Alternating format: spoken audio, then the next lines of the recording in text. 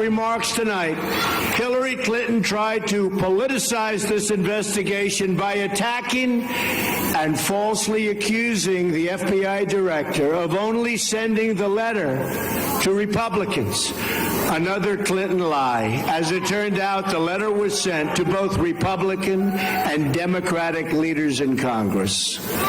The FBI would never have reopened this case at this time unless it were a most egregious criminal offense.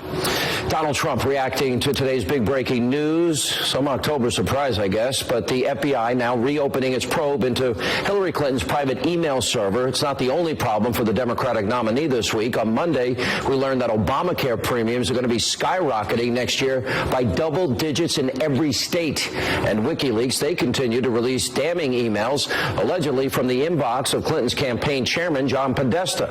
Now with 11 days to go in this race, how badly is this going to hurt Clinton at the polls? Back with us, former Speaker of the House, Newt Gingrich. I do think there's a lot to absorb here. I've been telling you this now for a couple of weeks, especially as it relates to WikiLeaks. And we keep putting up on the screen and giving you only half the screen. You deserve the whole screen, but to show the public all that we're discovering that nobody else is reporting on. Let me go to one specific issue here, and that is Andrew McCabe, promoted to FBI Deputy Director, supervised the investigation into this Clinton email server scandal not long after Governor Terry McAuliffe, close ally, Clinton sycophant, governor of Virginia, of the Commonwealth. He had a PAC, Common Good, contributed, according to reports, up to as much as $675,000 for a long-shot congressional seat of Mr. McCabe's wife, Jill. And it's also reported that Hillary raised money for the PAC. It's almost like Hillary's giving her the money. This is the wife of the FBI deputy director that's investigating this. There's something that in and of itself. Now look.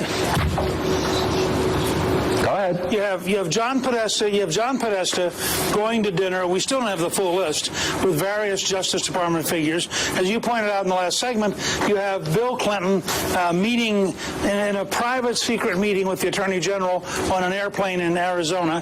You have the week his wife is supposed to be interrogated. McCabe, at a minimum, should have recused himself from anything that had to do with Hillary Clinton.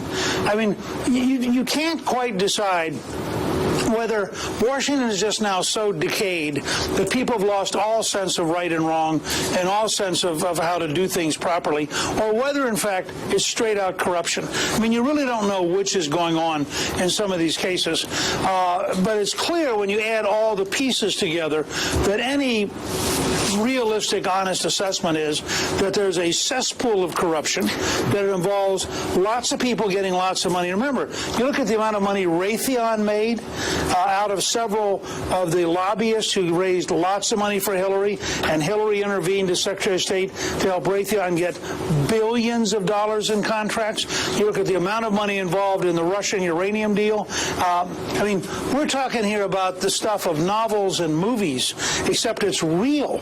And I think that as it keeps coming out, and I agree with you, by the way, I think WikiLeaks will, maybe in a year or 2 years, somebody will finally piece it all together and make sense of it. It is such an enormous volume of insight into the sickness and the corruption of the Clinton system that to really piece it all together would take more time than we're going to have between now and the election. Let me play Hillary Clinton's ever-changing story on the issue of her server, because I think this is profound. And you can listen to her contradict herself left and right here. Remember, she had 14 devices. 13? All right, 13 devices. Judge Shahid's next to me here. But let me play the ever-changing story. The laws and regulations in effect when I was Secretary of State allowed me to use my email for work. That is undisputed. It clearly wasn't the best choice, and I take responsibility for that decision. I thought it would be easier to carry just one device for my work and for my personal emails instead of two. iPhone or Android? iPhone. Okay, in full disclosure, BlackBerry. and a BlackBerry. I have an iPad, a mini iPad, an iPhone, and a BlackBerry. I believe I have met all of my responsibilities, and the server will remain private. In order to be as cooperative as possible, we have turned over the server. They can do whatever they want to with the server. I am confident that I never sent nor received any information that was classified at the time it was sent and received. So that leaves the 100 out of 30,000 emails that Director Comey testified contained classified information. I did not receive anything that was marked as classified. Director Comey said that only 3 out of 30,000 had anything resembling classified markers. You were the official in charge. Did you wipe the server? What, like with a cloth or something? No. Well, no. We turned over everything that was work-related. Every single thing. No, you bleached it. You acid washed it, number one. But let's add a couple of other things, Mr. Speaker, in light of all those contradictions, the many. Oh, can I just stop you? Can I stop you just 1 second? Yeah. What's really striking, because I'm sitting here in Woodstock listening to I'm really focused on what I'm hearing. It's not just that she lies.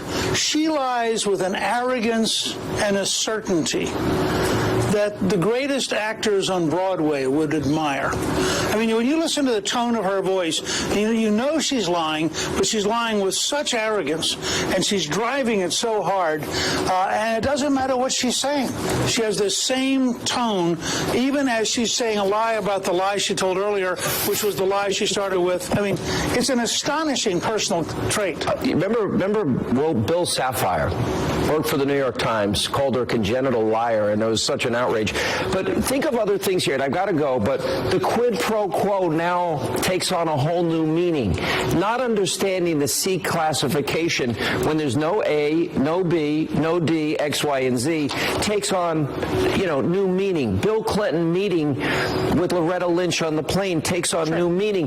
The collusion that WikiLeaks described between the campaign and the Justice Department, the campaign and the State Department and the White House, and talking about destroying evidence because, whoops, Barack Obama lied and got caught, and they've got to clean it up. This is so deep. I know you just. Yeah. I know I'm about to run out of time, and I told you folks I want to bring 4 young people out here for a very specific reason. Come on out, you guys. These are folks, these are just good Georgians. Yeah. And what I want everybody watching tonight to understand, this is about them. You got to get closer. This is about them. Get close to Uncle Newt. Come on. Give Uncle Newt a hug. Yeah. He's saying give Uncle Newt a hug. Ignore him.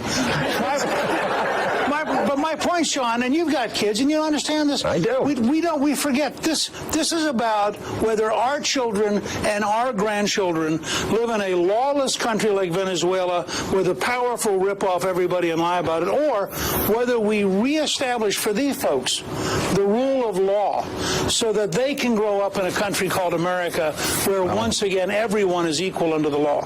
Their parents, for 11 days, have an opportunity to take their country back. Let's see what they do.